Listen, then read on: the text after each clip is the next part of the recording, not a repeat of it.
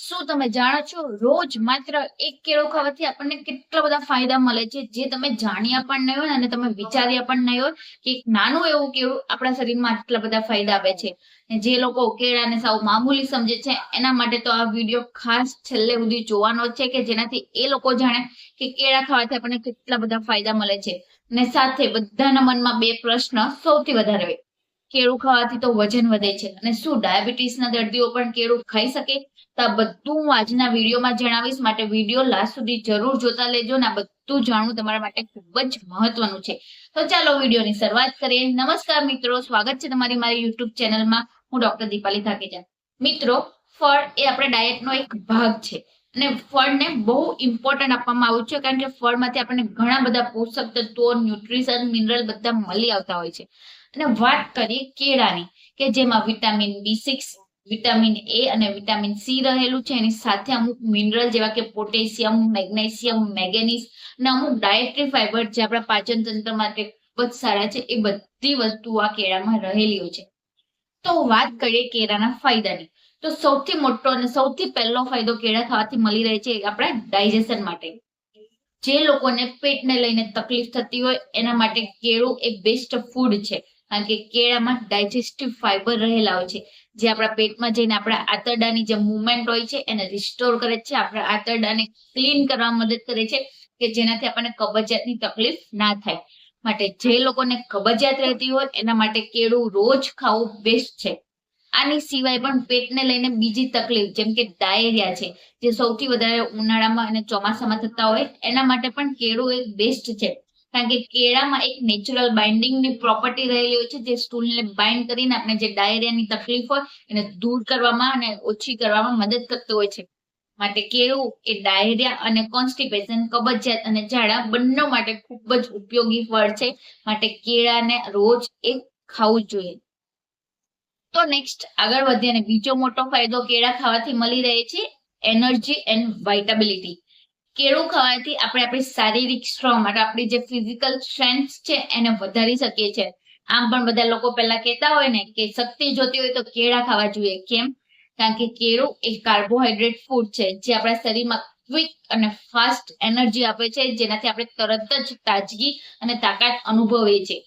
માટે જે લોકોને ફિઝિકલ વર્ક વધારે રહેતું હોય, જેમ કે લેબર વર્ક છે, આપણા જીમના ટ્રેનરો છે, રમતગમતના સ્પર્ધીઓ છે, કે જે લોકોને રોજ સતત ચાલવાનું અને ઊભું રહેવાનું રહેતું હોય, એ લોકોએ કેળું રોજ ખાવું જોઈએ કે જેનાથી એનું ફિઝિકલ હેલ્થ અને જળવાઈ રહે. અને આની સિવાય કેળું એ એક સાત્વિક ફૂડ છે. સાત્વિક ફૂડ એટલે કે આપણી ફિઝિકલ સ્ટ્રેન્થની સાથે સાથે આપણી મેન્ટલ સ્ટ્રેન્થ ઇમ્પ્રુવ થાય, આપણે મેન્ટલી ઇમોશનલી બેલેન્સ રહે, સાથે આપણે ફિઝિકલને પણ બેલેન્સ કરીએ. માટે માઇન્ડ અને બોડીના કોમ્બિનેશન માટે કેળું એ સૌથી બેસ્ટ ફૂડ છે જેનાથી આપણે મેન્ટલી અને ફિઝિકલી બંને રીતે એક્ટિવ અને સ્ટ્રેન્થ રહીએ. માટે ફિઝિકલ એનર્જી માટે તો કેળું જરૂરથી ખાવું જોઈએ. તો નેક્સ્ટ આગળ વધીએ અને ત્રીજો મોટો ફાયદો કેળા ખાવાથી મળી રહે છે આપણા બોન હેલ્થ માટે, આપણા હાડકા માટે. કેળું આપણા હાડકા માટે ખૂબ જ સારું હોય છે કારણ કે કેળુંમાં મેગ્નેશિયમ અને પોટેશિયમ જેવા મિનરલ રહેલા હોય છે. અને આમ પણ 45 વર્ષની ઉંમર પછી જે હાડકા નબળા પડે છે, હાડકામાંથી કેલ્શિયમનું ધોવાણ થતું હોય, ત્યારે કેળું ખૂબ જ ઉપયોગી છે કારણ કે કેળુંમાં જે પોટેશિયમ રહેલું હોય છે ને, જે આપણા કેલ્શિયમનું જે ધોવાણ થતું હોય છે, કેલ્શિયમનું જે એબ્ઝોર્પ્શન ઓછું થતું હોય એને રોકે છે અને કેલ્શિયમને શરીરમાં જાળવી રાખે છે. અને જે મેગ્નેશિયમ છે જે આપણા હાડકાની સ્ટેબિલિટી માટે અને વાઇટાલિટી માટે ઉપયોગી છે. માટે ઓવરઓલ હાડકાની સ્ટ્રેન્થ માટે, હાડકાને મજબૂત કરવા માટે કેળું ખૂબ જ ઉપયોગી છે. માટે સિનિયર સિટીઝને તો જરૂરથી કેળું ખાવું જોઈએ. અને ખાસ કરીને બાળકોને પણ જેના હાડકા ડેવલપ થઈ રહ્યા છે, જે લોકો ગ્રો થઈ રહ્યા છે, એ લોકો માટે પણ કેળું ખૂબ જ ઉપયોગી છે જેનાથી એને આગળ જતા કઈ તકલીફ ના થાય. અને જે લોકોને પગમાં દુખાવો રહેતો હોય, હાડકામાં કટકટનો અવાજ આવતો હોય, એ લોકો માટે તો કેળું એકદમ બેસ્ટ છે. માટે જરૂરથી જ ખાવું જોઈએ. તો નેક્સ્ટ આગળ વધીએ અને ચોથો મોટો ફાયદો કેળું ખાવાથી મળી રહે છે વજન ઘટાડવામાં અને વજન વધારવામાં. મિત્રો, કેળું એ વજન વધારવા માટે અને વજન ઘટાડવા માટે બંને રીતે ઉપયોગી છે. તો વાત કરીએ વજન ઘટાડવાની, તો કેળામાં ડાયટરી ફાઈબર રહેલા હોય છે જે આપણા પેટમાં જઈને ફૂલી જાય ને આપણને એકદમ તરત જ ફૂલનેસની ફિલિંગ આપે, જેનાથી આપણે ઓછું ખાઈએ એટલે સીધો આપણો એનો અસર આપણા વેઇટ લોસ ઉપર પડતો હોય છે, કારણ કે આપણી કેલેરી ઓછી જશે, આપણે કેલેરી વધારે યુઝ કરશું તો આપણો સીધો વેઇટ લોસ થશે. તો આવી રીતે કેળું આપણને વજન ઘટાડવામાં મદદ કરે છે. અને વાત કરીએ વજન વધારવાની, તો જે લોકોને નેચરલી હેલ્ધી રીતે કોઈ પણ દવા વગર પોતાનું વજન વધારવું છે તો એના માટે કેળું એ બેસ્ટ છે. તો એ લોકો કેળું છે, અંજીર છે, ખજૂર છે, ડ્રાયફ્રૂટ ને બધાને મિક્સ કરીને સવારે જો એનો શેક પીવામાં આવે તો એ લોકોનું વજન નેચરલી રીતે વિધાઉટ સાઇડ ઇફેક્ટ એ લોકોનું વજન વધતું હોય છે. માટે કેળું એક એવું જ વર્સેટાઇલ ફૂડ છે જે વજન વધારવામાં અને વજન ઘટાડવામાં બંને રીતે ઉપયોગી થાય છે. તમારે કઈ રીતે ઉપયોગી કરવું એ ટોટલી તમારી ચોઈસ હોય છે. તો નેક્સ્ટ આગળ વધીએ અને પાંચમો મોટો ફાયદો કેળું ખાવાથી મળી રહે છે એ કિડની ફંક્શન માટે. મિત્રો, કેળું ખાવાથી આપણા કિડની ફંક્શનને એક બેલેન્સ મળી રહે છે અને એક સપોર્ટ મળી રહે છે, કારણ કે આમાં પોટેશિયમ હોય છે, જે પોટેશિયમ આપણા કિડનીના ફંક્શનને ઇમ્પ્રૂવ કરે છે. આપણા શરીરમાં જે કિડનીમાં પથરી હોય, પેશાબની નળીમાં પથરી હોય, એને દૂર કરવામાં, એને કાઢવામાં મદદ કરે છે. પથરીને બનતા પણ રોકવામાં મદદ કરતી હોય છે.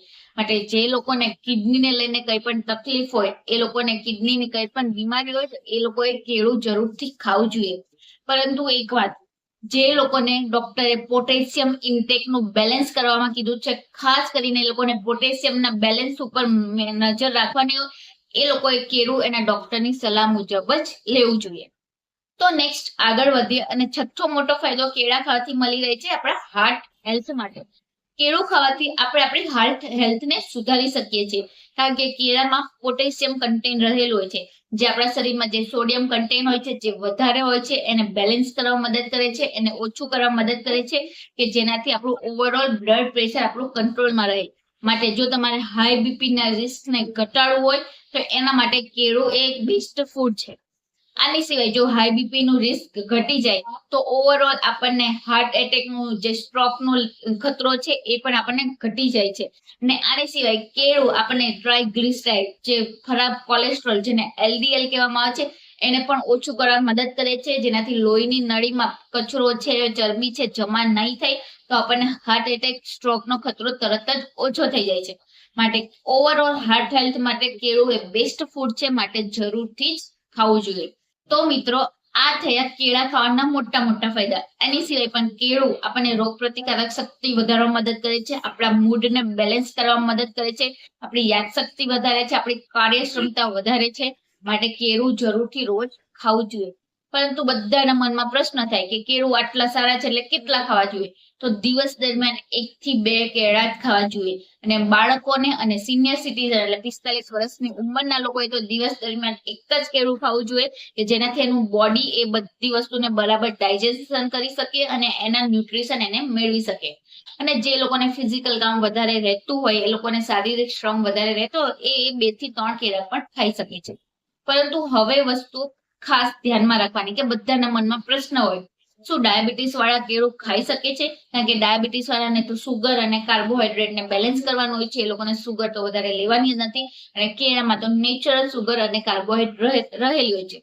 તો મિત્રો, ડાયાબિટીસ વાળા પણ કેળા ખાઈ શકે છે, કારણ કે કેળા 2 ટાઈપના મળે, એક તો પાકેલું કેળું અને એક થોડું ઓછું પાકેલું કેળું. જે પાકેલું કેળું હોય ને એનો ગ્લાયસેમિક ઇન્ડેક્સ વધારે હોય છે, જે ઓછું પાકેલું કેળું હોય એનો ગ્લાયસેમિક ઇન્ડેક્સ ઓછો હોય છે.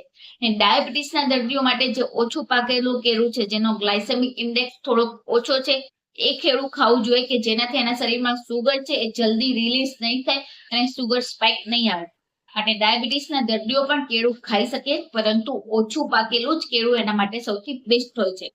આની સિવાય મેં તમને આગળ બતાવ્યું કે જે લોકોને પોટેશિયમનું મેન્ટેન કરવાનું હોય, પોટેશિયમને બેલેન્સમાં રાખવાનું હોય, એ લોકો એના ડોક્ટરની સલાહ મુજબ જ કેળું ખાવું જોઈએ, કે જેનાથી આગળ જતા એ લોકોને કઈ તકલીફ ના થાય. તો મિત્રો, આ છે કેળા ખાવાના આટલા બધા ફાયદા. અને કેળા ખાવાતી વખતે આપણે ઓછામાં ઓછી સાવધાની રાખવાની હોય. અને જો તમે ખાઈ શકો તો એને સવારમાં જ ખાઓ, કે જેનાથી એનો બેસ્ટ ટાઈમ છે, જે આપણને સરખી રીતે એબ્ઝોર્બ થાય શરીરમાં અને આપણને એના ન્યુટ્રિશન મળી રહે. અને આની સિવાય કેળામાં કોઈ પણ વસ્તુની સાવધાની રાખવાની હોતી નથી. અને કેળું એ એવું ફળ છે જે બધા જ પરચેસ કરી શકે છે, બધા જ ખાઈ શકે છે અને 12 માસ મળે છે. માટે કેળાને 12 માસ ખાઈને એના ફાયદા ઉઠાવવા જોઈએ, કે જેનાથી આપણને એના ફાયદા મળી રહે અને આપણે એકદમ તંદુરસ્ત જીવન જીવી શકીએ. તો મિત્રો, આઈ હોપ તમને આ વિડીયો પસંદ આવ્યો હશે. તો વિડીયો પસંદ આવ્યો તો વિડીયોને લાઈક કરજો, તમારા ગ્રુપમાં શેર કરો, અને જેનાથી બધા લોકો પણ કેળા ખાવાના ફાયદા જાણી શકે. અને ચેનલ પર નવા હોય તો ચેનલને સબસ્ક્રાઇબ કરી દો. અને મને કમેન્ટ કરીને જરૂર બતાવો કે તમને કેળા ખાવાથી કયા કયા ફાયદા મળ્યા છે, અને નેક્સ્ટ તમે કયા ફળ વિશે જાણવા માંગો છો એ પણ મને કમેન્ટ કરીને જરૂર બતાવજો. તો હવે મળીએ નવા વિડીયોમાં નવી માહિતી સાથે. ત્યાં સુધી બધા ખુશ રહો, તંદુરસ્ત રહો.